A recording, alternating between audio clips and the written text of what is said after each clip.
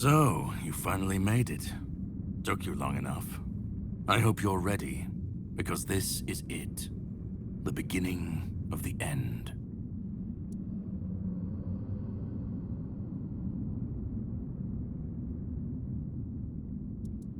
This is the Charred Conclave, a graveyard for druids, burned alive as scapegoats for the Red Death.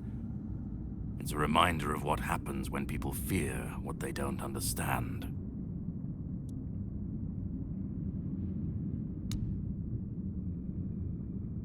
They spoke out.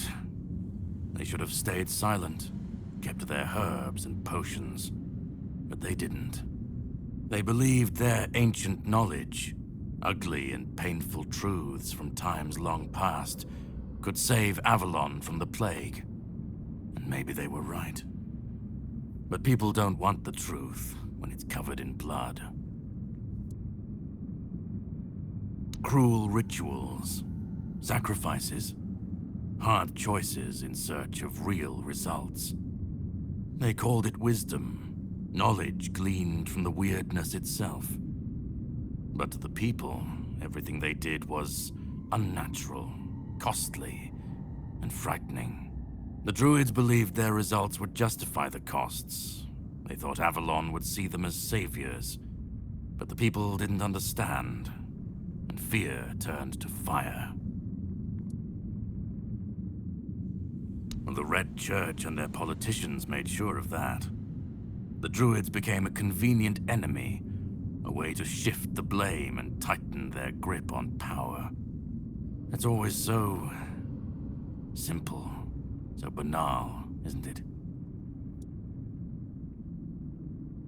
Well, death doesn't always mean an ending. It was a sacrifice so costly, so cruel, so pointless, that it tore a rift in the fabric of this world. An ultimate wound. And so you're the closest you'll ever come to seeing the true shape of this world. To greet you, I was once where you are now. A knight with questions, searching for answers. That search led me to this place. And here I found my answers. Now it's your turn. Well, first, you're going to meet my former employer. We don't see eye to eye anymore, but we both realize that our collaboration yields results, as shown by you being here. He'll try to sugarcoat the hard truths I've been telling you from the beginning, spin them differently. Never mind. Why waste time here talking about it when you're just a step from the end? It's best if you just go forth and see for yourself. Just remember, this is the point of no return. Once you've stepped through, there's no going back. But if you've come this far, I suppose you already knew that. Go on. He's waiting for you.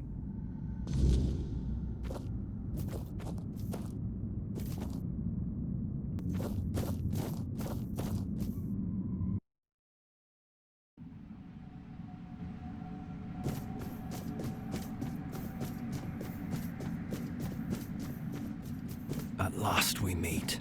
I've heard much about you. Your choices, your determination. Caradoc isn't easily impressed, but he was impressed with you. Few dare to seek the truth buried in Avalon's shadows. Fewer still make it this far. I was the first. Caradoc followed when my brethren burned and the tear opened. And now, here you are. A truly rare and joyful occasion. Oh, forgive my lack of manners. I am Orrin, the last apprentice of Merlin, and the last archdruid of Avalon. I've carried the weight of this land's secrets longer than I care to admit. But names mean little. What matters is the task before us. What lingers here, it's older than Avalon, older than anything we know. What you see is the beginning of weirdness itself. Its purest form, raw potential, unshaped by anything but its lack of boundaries and limits. Beautiful, isn't it? Oh, precisely the opposite of what Caradoc wants. I want you to help me resurrect King Arthur. Properly this time. Ridiculous, I know. But yes, that's what it boils down to. At some point, we stopped seeing eye to eye and chose different paths. Ultimately, though, both our paths led to you. Yes, please let me explain. By the end of his life, Arthur became obsessed with his legacy. He left mementos, artifacts that embodied the virtues he wanted Avalon to preserve. Excalibur, a symbol of loyalty and sacrifice. The crown of Pendragon, a beacon of courage and resilience. The shield of Palamedes, wisdom and independence. But Merlin and the others didn't believe that would be enough. The memory of war and the fragility of peace was still too fresh. So they acted. When the king died, his soul wasn't allowed to move on. It was shattered, bound to those artifacts. A clever solution, but ultimately flawed. They feared losing what Arthur represented more than losing Arthur himself. They thought the king's essence would endure if bound to his relics. You can't pick and choose with a soul, but that's exactly what Merlin did. He focused on 3 parts of Arthur: his strength, wisdom, and courage. He left out 2 pieces. One, tainted by the Four Dwellers' magic, was deemed too dangerous. The other was his humanity, the most fragile part. Merlin thought compassion and doubt were weaknesses, unfit for a king. Without them, Arthur became hollow. A king with power, but no heart. That way, Avalon's greatest failure was born. I tried, and I found his humanity. It's here, bound, kept safe. But the Four Dwellers' aspects was left to drift, untethered between worlds. Finding it needed more than magic. It needed someone like you. The horrors you endured on that island gave you something no one else has. You can move through the weirdness, touch it, and return whole. That's why you found the king's soul, bound it to yourself, and came back.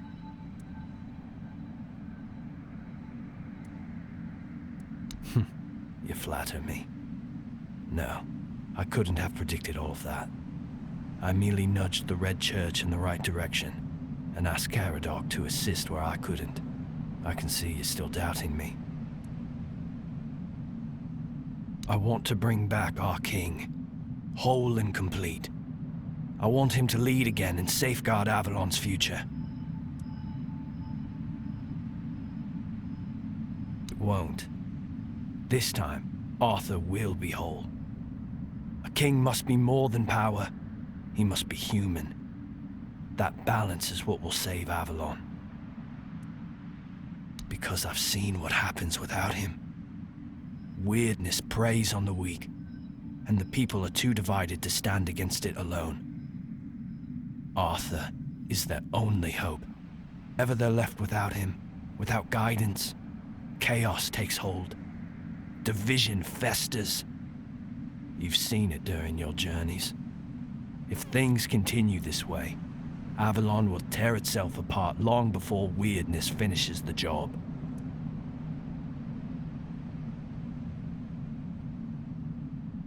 They will follow him. That's what people do.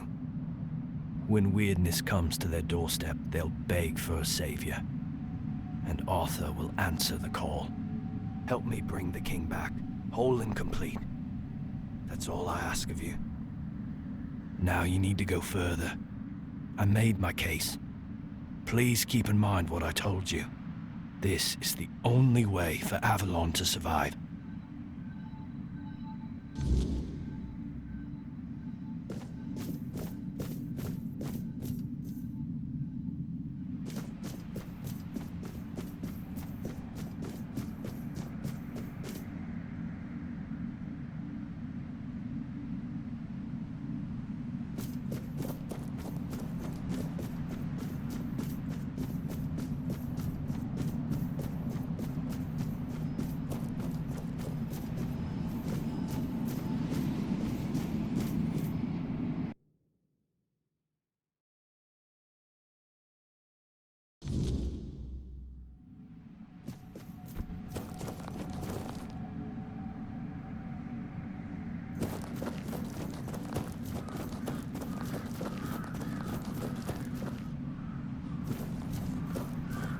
I was there when it all began, when Arthur first set foot on Avalon. I was a knight in his army.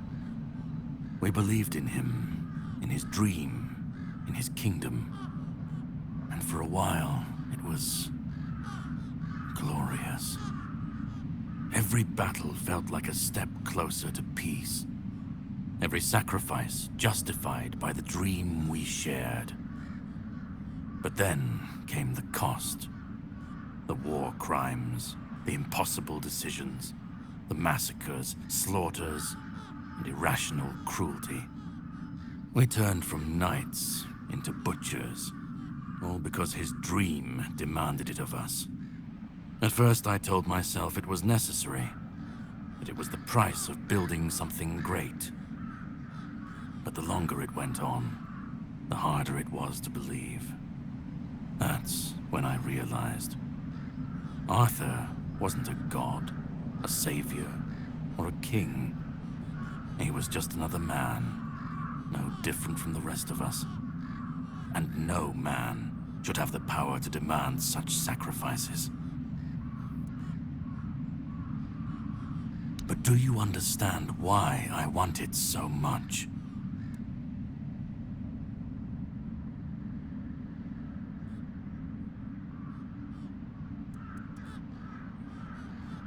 I'd like to believe that after 600 years I've moved past pettiness. You need to understand that people thought, and still think, that he was more than human. But he wasn't. He made mistakes, just like any man. And the cost of those mistakes was always paid for by others. I've seen what happens when people cling to kings and myths. They wait, they follow. They waste their lives on promises that never meant anything. But that's not my problem. I'm not here to fix Avalon or to free anyone. What comes after doesn't matter. Let it all burn. Let it rot. Let it rebuild. I won't be here to see it.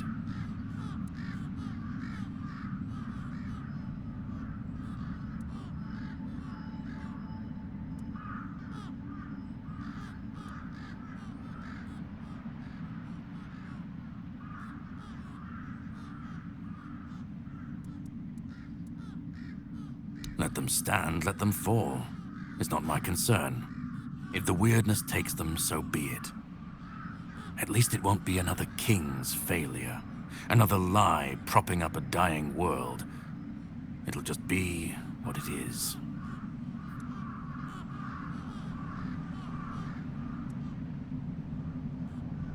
Call it chaos, call it freedom, I don't care. Let them rise, let them fall. Let them tear each other apart. I just want to watch it all come down, to see the last lie collapse under its own weight. What comes after, that's for the ones still standing to figure out. Then let it. If this world can't stand without a dead king propping it up, maybe it deserves to fall. Arthur's the only myth that still holds weight, and when he's gone, the rest will rot with him. A puppet king, another empty throne, none of it will last. Maybe they'll keep pretending for a while, maybe they won't. I've lived longer than any man should, seen more than anyone should ever bear. And I've waited centuries for this moment, this chance, to end it all, to end him.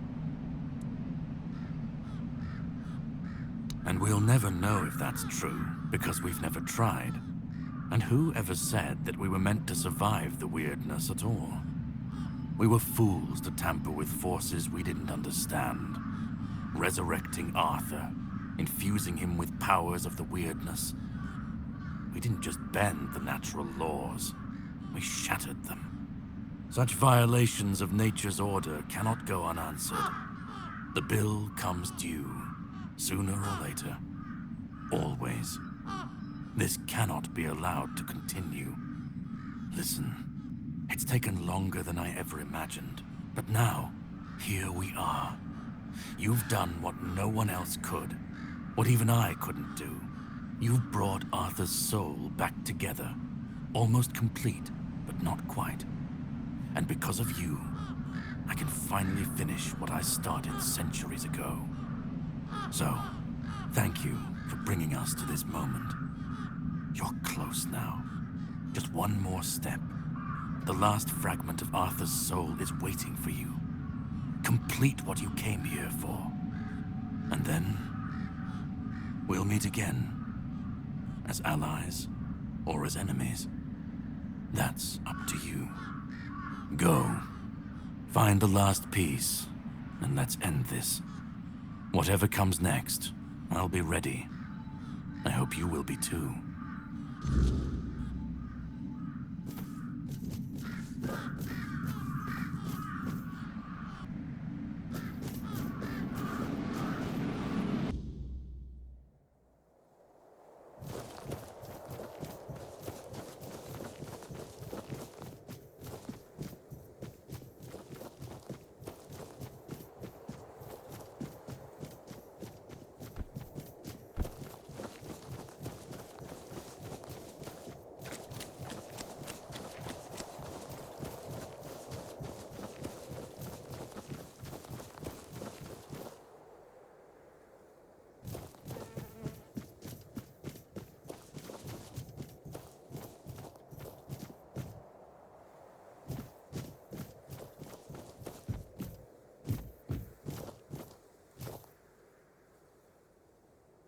You've come.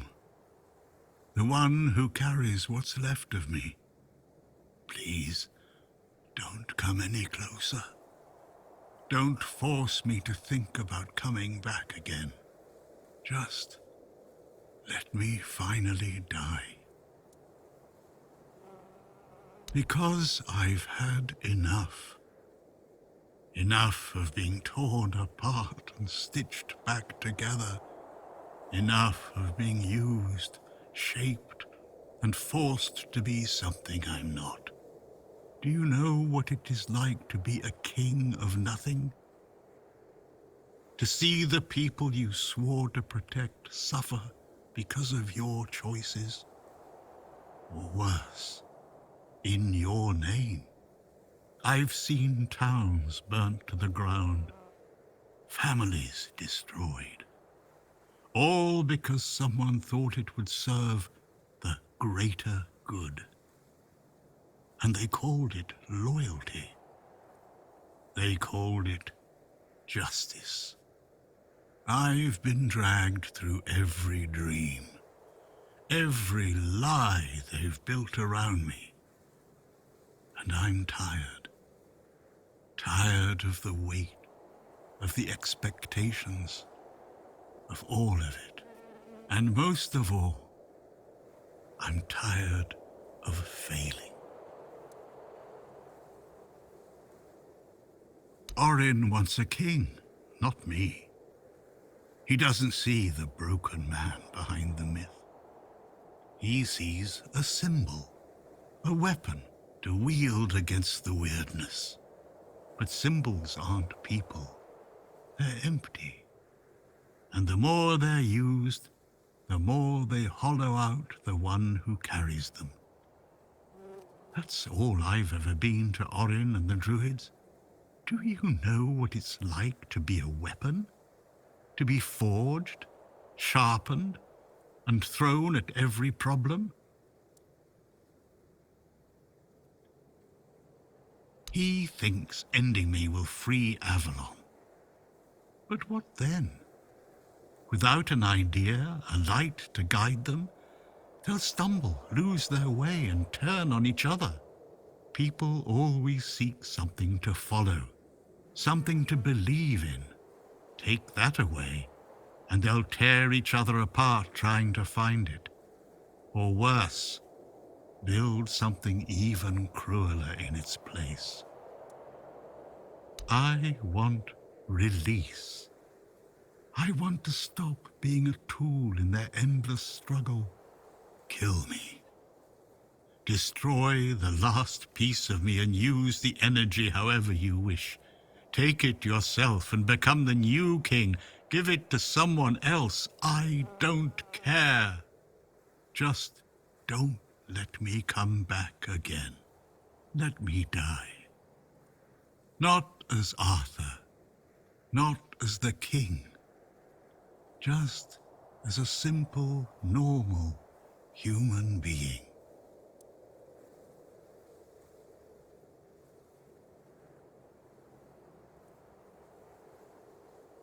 Isn't that what you've been doing all along? Carrying what's left of him? You've already taken up the humanity I was meant to represent. Doesn't that prove Arthur doesn't need me anymore? I don't care. Do you know how freeing that is, to finally not care what happens next? Whether Orrin gets his king or Caradoc gets his ruin? To not feel the burden of all my failures? To not see my memory tarnished, my plans, goals, and ambitions dragged through the mud? To not see the suffering my name causes? No more deaths in my shadow. No more kingdoms built on my bones. Another way? There's always another way, isn't there? Another cycle, another resurrection, another lie to keep the world spinning. But please, not for me. Not anymore. I've had enough. I don't want another chance. I want this to be over. Do what you think is right.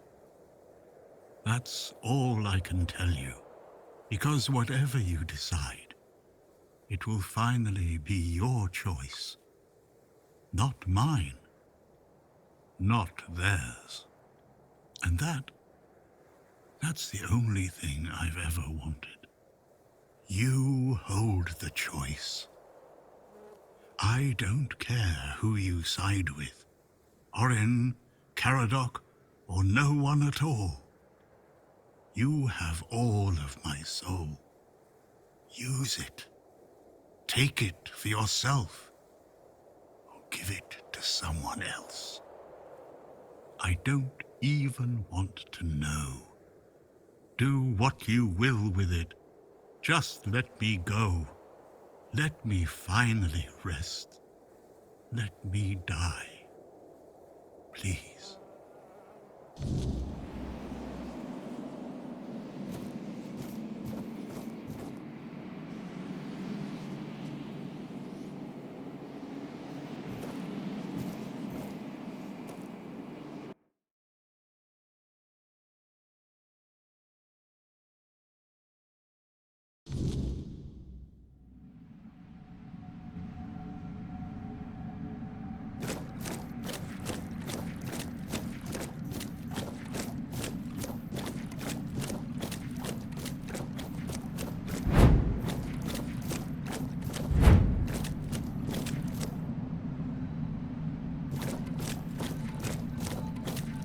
Help me bring the king back, whole and complete.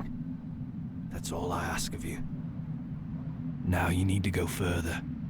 I made my case. Please keep in mind what I told you. This is the only way for Avalon to survive.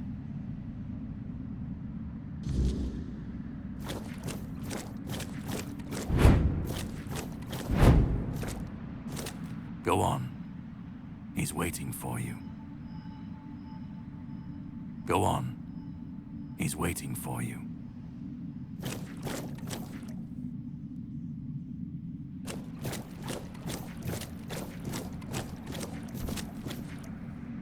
Let me go. Let me finally rest.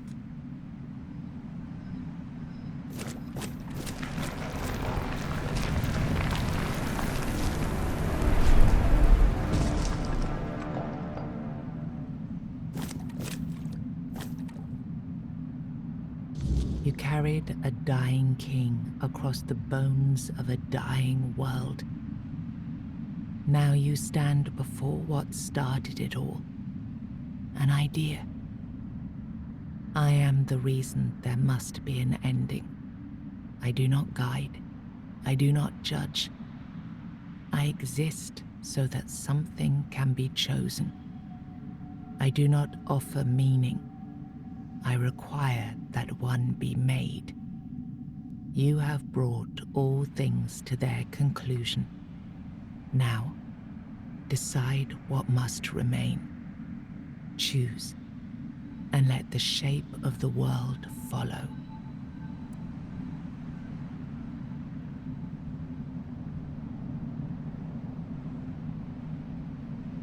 You will vanish into the story you chose to restore.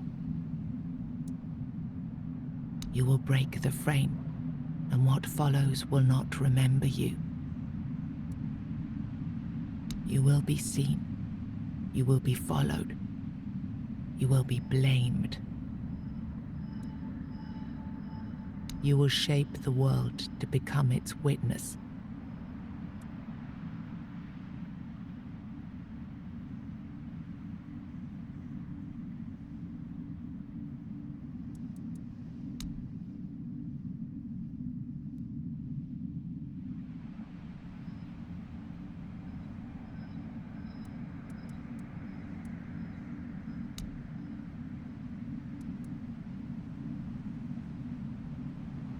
Then the idea shall be claimed, its shape worn, its burden made yours.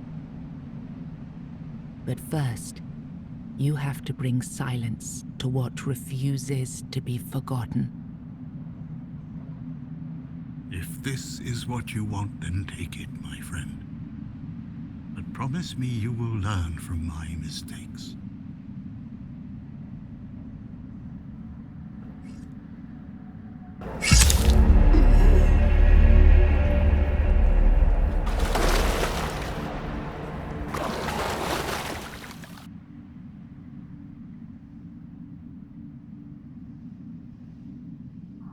No, I won't let this happen.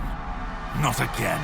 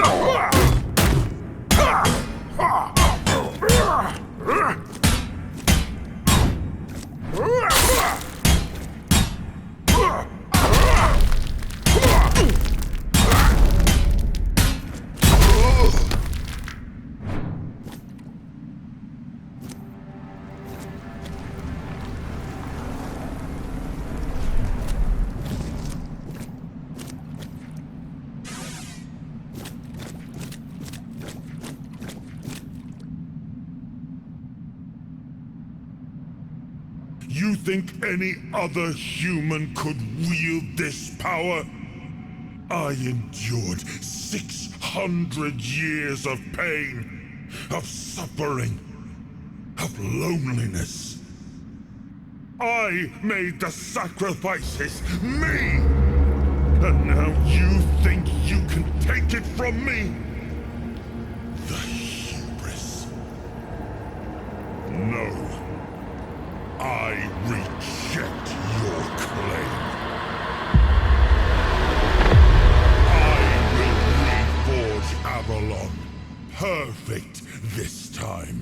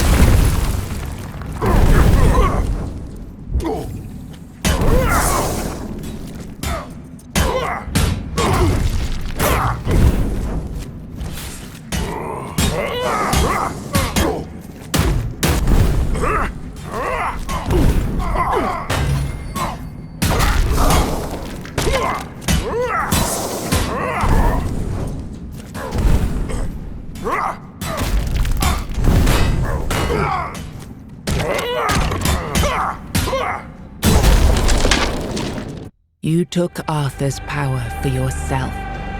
Whatever drove you, need, ambition, or will alone, the strength of a king was now yours to command. Maybe you weren't ready. Maybe nobody ever is. But you decided to try. It's a heavy thing, trying to do right where others have failed. Still, you stepped forward, carrying the soul and every choice that brought you here. You ruled not as Arthur reborn, but as yourself, flawed, resolute, untested. Avalon changed beneath your hand, and history will decide what that truly meant. Because of you, the men here remained and the Kuanacht endured, not just as a place, but as a legacy of quiet defiance and hope. Lord Yvain was remembered as a hero who gathered the wise and set out in search of the Grail, while Kuanacht stood as a peaceful haven amid the weirdness. You awakened the giants, only to command their end, leaving no power behind for either side to claim. Without their strength, the balance held, but the divide between Camelot and the Dal Rita remained, wide, bitter, and far from settled.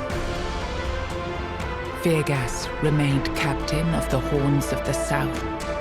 Under his leadership, the Horns honored their old traditions and returned under Camelot's banner, securing order along the southern frontier. Nianta left Kuanacht with Yvain, and her fate remained unknown. Yet among the people she once served, tales of her devotion and courage endured, and her name was remembered with respect. Magat left Kuanacht alongside Yvain, surprising many who had long considered him harmless and weak. His fate remained unknown, but in time, the people spoke proudly of the last druid, claiming him as one of their own. Urfre left Kuanacht alongside Yvain, despite concerns about his age.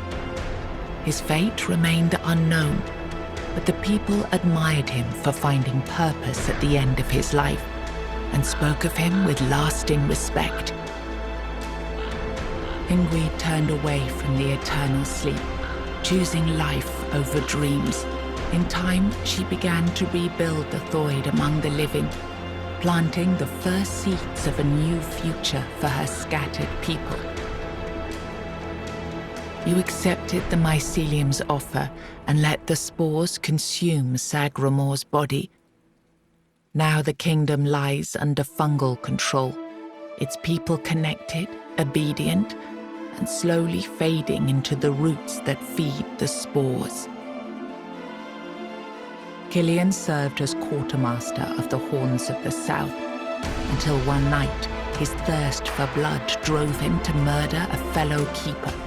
He was caught in the act and brought to a swift end.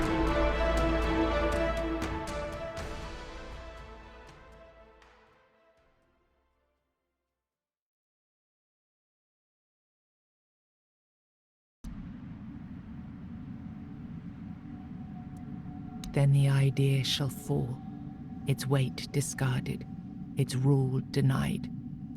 But the soul is not yet yours to give. First, it must be purified of what still speaks through it. Thank you. But promise me, you will win this fight, my friend.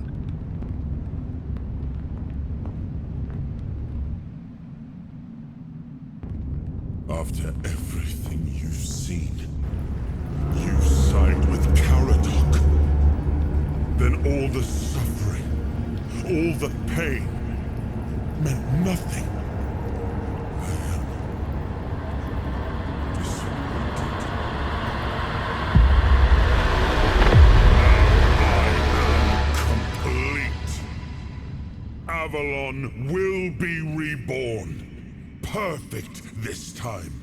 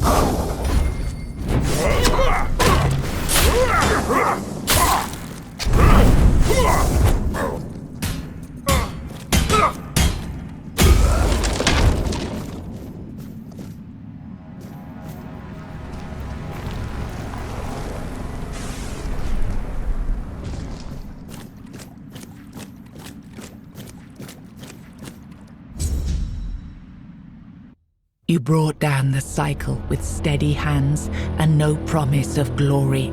You did not claim the throne. You buried it. There is no king now. Only the truth you made and the path others may follow.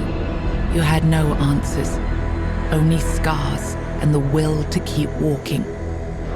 And sometimes that was enough to keep others going too. Because of you, the men here remained and the Kuanacht endured, not just as a place, but as a legacy of quiet defiance and hope. Lord Yvain was remembered as a hero who gathered the wise and set out in search of the Grail, while Kuanacht stood as a peaceful haven amid the weirdness. You awakened the giants, only to command their end, leaving no power behind for either side to claim. Without their strength, the balance held, but the divide between Camelot and the Dal Rita remained, wide, bitter, and far from settled. Fergus remained captain of the Horns of the South. Under his leadership, the Horns honored their old traditions and returned under Camelot's banner, securing order along the southern frontier. Nianta left Kuanacht with Yvain, and her fate remained unknown. Yet among the people she once served, tales of her devotion and courage endured, and her name was remembered with respect. Maggot left Kuanacht alongside Yvain, surprising many who had long considered him harmless and weak. His fate remained unknown, but in time, the people spoke proudly of the last druid, claiming him as one of their own. Urfre left Kuanacht alongside Yvain, despite concerns about his age. His fate remained unknown, but the people admired him for finding purpose at the end of his life, and spoke of him with lasting respect. Ingui turned away from the eternal sleep, choosing life over dreams. In time, she began to rebuild the Thoid among the living, planting the first seeds of a new future for her scattered people. You accepted the mycelium's offer and let the spores consume Sagramor's body. Now the kingdom lies under fungal control, its people connected, obedient, and slowly fading into the roots that feed the spores. Killian served as quartermaster of the Horns of the South, until one night his thirst for blood drove him to murder a fellow keeper. He was caught in the act and brought to a swift end.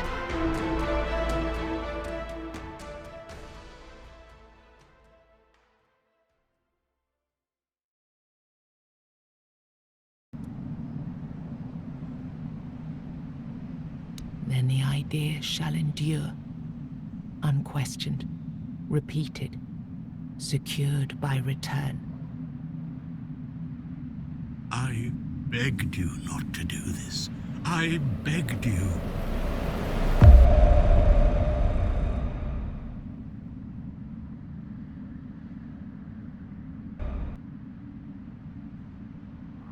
No, I won't let this happen. Not again.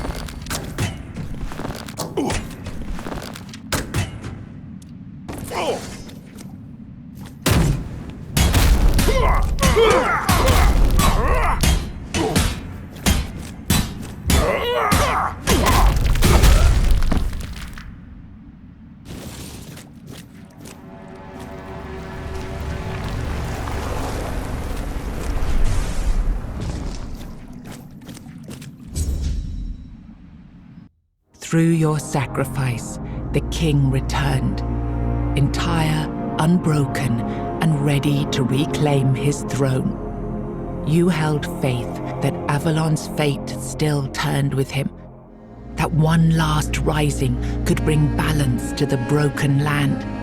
Now he rules again, and the world bends to the weight of your choice, for salvation or for ruin. You gave everything to restore the king, and your journey ended with his return. Closing your eyes upon the sight of Arthur's triumph, you felt no regret, only the certainty that your final choice had been the right one. Because of you, the menhir remained and the Kuanacht endured, not just as a place, but as a legacy of quiet defiance and hope.